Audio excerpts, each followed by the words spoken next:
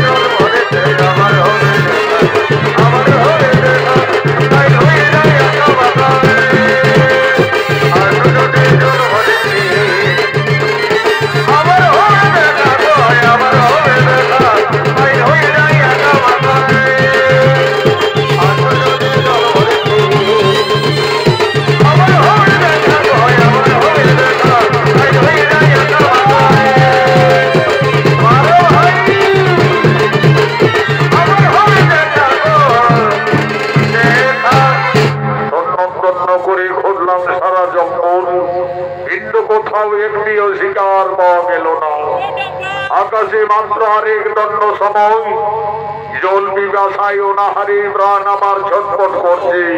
এখন আমি কি করি? ওই তো বকুল গাছের তলে সরস সরসি বক্রি ভাষা বেঁধে রয়েছে। শিশু বক্রি শাবকগুলির কলরব শোনা যাচ্ছে। আজ আমি ওই বাসার শিশু বক্রি শাবকদের তীর মেরে হত্যা করে আগুনে ঝুলসে পড়ে খাবো।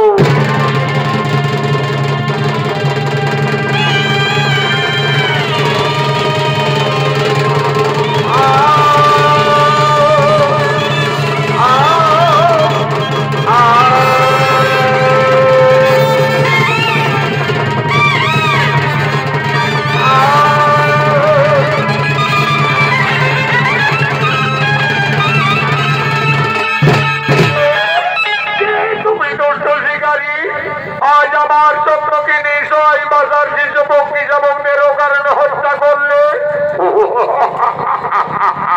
সুন্দরী নারী, দেখে যেন মনে হচ্ছে তোমায় পূর্ণিমার চাল। আজ সারা জঙ্গল ঘুরে ঘুরে কোথাও কোন শিকার পাইনি, তাই এই শিশু বক্রি শাবকদের হত্যা করেছি। অনির্দিষ্ট শিকারী একটি নয়, দুটি নয়, পরপর চারটিও কারণে বক্রি শাবকদের হত্যা করলে এটা তোমার পাপ হলো না? সুন্দরী নারী, আমি পাপ পুণ্য জানি না, আমি পাপ পুণ্য বুঝি না। অনির্দিষ্ট শিকারী, আমায় অবজ্ঞা করে চিনতে পারলি না। আমি তোমাকে অভিশাপ দিচ্ছি, কলিযুগে তো অভিশাপ মন্ত্র হারা, এই ধরে আমি দিলাম অভিশাপ।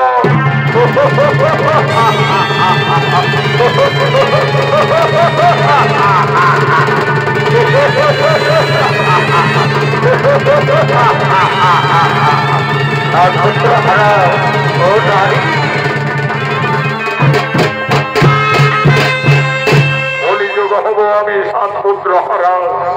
কে সেই সুন্দরী রূপসী নারী আমায় অভিশাপ দিয়ে কোথায় অদৃশ্য হয়ে গেল?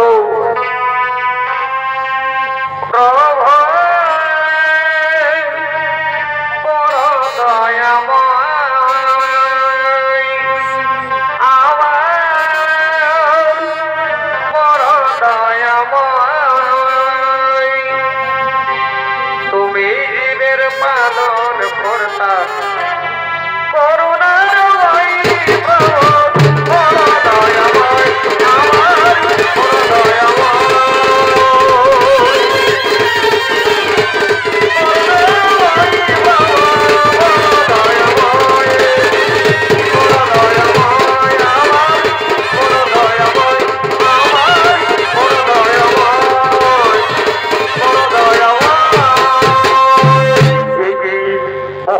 দেবর্ষী নারদ হঠাৎ বনবাধী। আজকে দেবর্ষী আপনি যে বলতে পারবেন, কিছুক্ষণ আগে এই জঙ্গলে এক সুন্দরী নারী আমায় অভিশাপ দিয়ে গেল। সেই নারীটিকে নারায়ণ নারায়ণ। হে শিকারী, তুমি তোমার পাপ ননে তাকে চিনতে পারলে না। যে সুন্দরী নারী তোমায় অভিশাপ দিয়ে গেল সেই হল আদ্যাশক্তি মহামায়া দেবী দুর্গা। দেবী দুর্গা, দেবী দুর্গা আমায় অভিশাপ দিয়ে গেল, অথচ আমার পাপ ননে আমি তাকে চিনতে পারলাম না। যার জন্য মানবী যুগ যুগ তপস্যা করে দর্শন পাই না, সেই মমতাময়ী দেবী দুর্গা আমায় স্বেচ্ছায় এই জঙ্গলে দেখা দিয়েছিল। এই যে দেবী দুর্গার অভিশাপ, মহামুনি আপনি কি বলতে পারবেন মাতৃ অভিশাপ থেকে কিভাবে মুক্তি পেতে পারি? নারায়ণ নারায়ণ। দেবী দেবতাদের অভিশাপ না হবে খণ্ডন, কলিযুগে তোমায় সাতপুত্র হারা হতেই হবে। তবে মাতৃ অভিশাপ খণ্ডিবার একটি উপায় রয়েছে। আজ থেকে তোমাকে এই বনে হাতের ধনুর্বাণ রেখে এই বনের সমস্ত পশু পক্ষীদের নিজ সন্তানের নাই লালন পালন করতে হবে।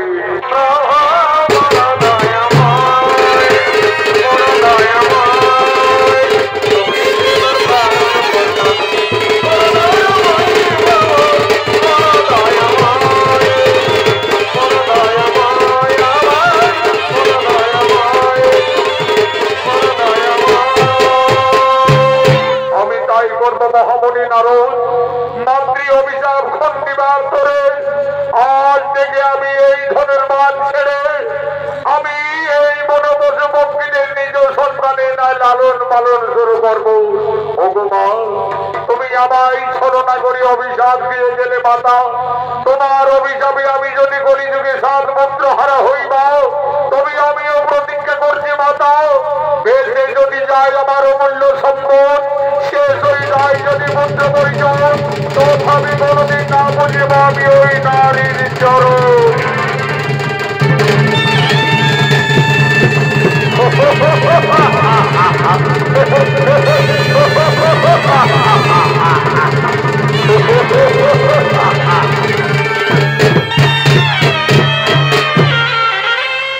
এদিকে শুরু হলো স্বর্গের বসন্ত উৎসব। দেব সবাই আগমন করছেন নারায়ণ, আগমন করছেন বিশ্বপিতা ব্রহ্মা, আগমন করছেন দেবাদিদেব মহাদেব।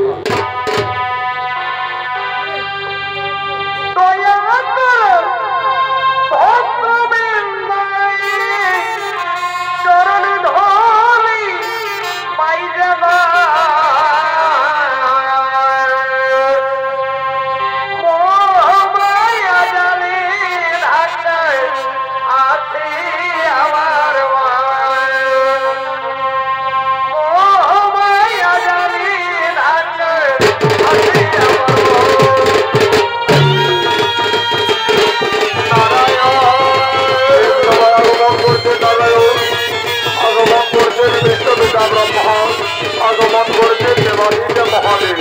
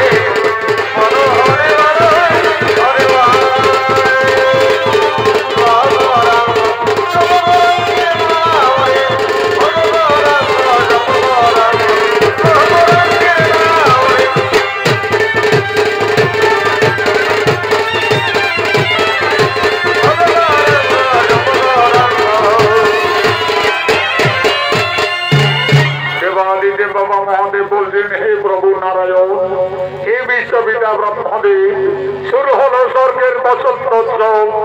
এই বসন্ত উৎসবে দেব সবাই সমস্ত দেবতাদের মনে আনন্দ দেওয়ার জন্য, নৃত্য গীত করার জন্য আমি মনে মনে স্থির করেছি স্বর্গের অপ্সরা উষা এবং অনিরুদ্ধকে। কোথায় কোথায় তোমরা অপ্সরা উষা অনিরুদ্ধ?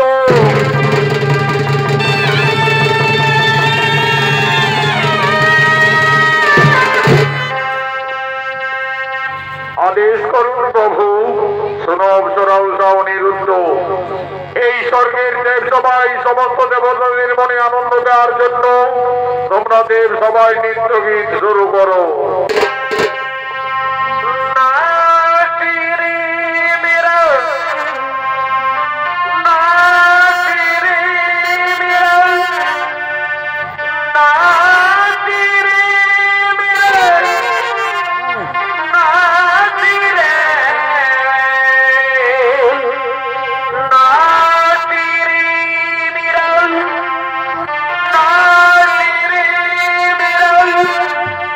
Ah!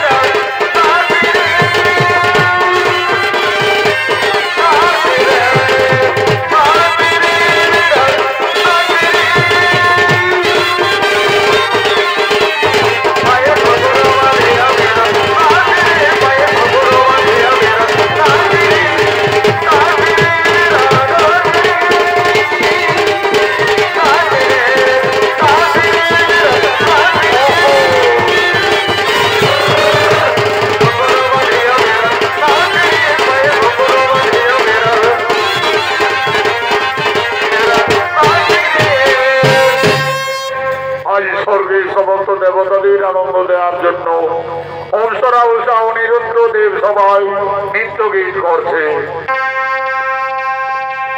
আর কে জানি গো, কে জানি গো, না না না, কেউ তো জানি না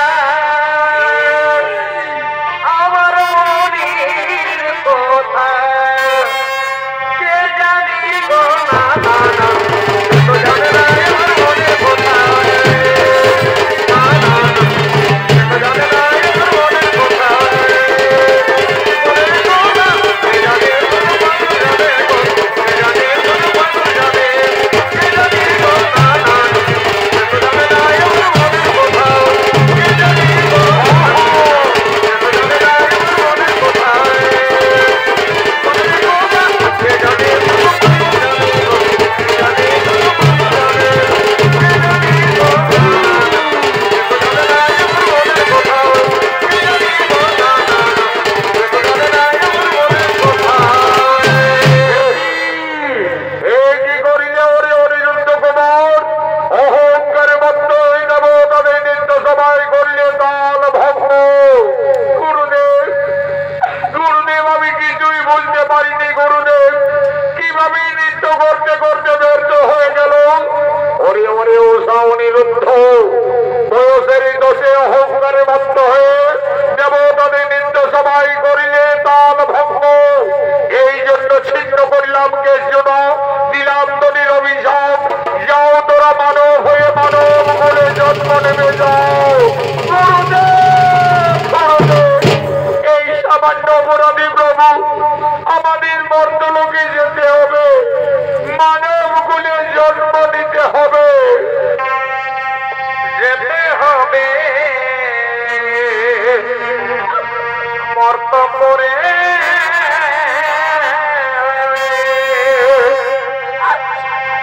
ও সবাইকে না দিলে মরে গো, ও সবাইকে না দিলে মরে গো, যেতে হবে মর্তপুরে।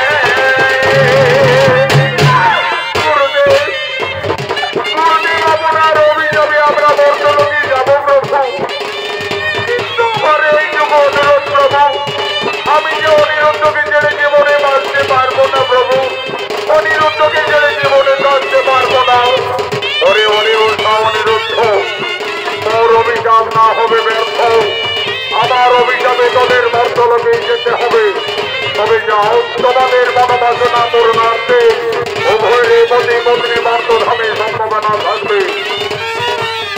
তোমাদের সামান্য কারাগার মুক্ত হলে আমার দেবলোকে করিবে আগমন, পুনরায় এই স্বর্গরাজ্যে করিবে আগমন।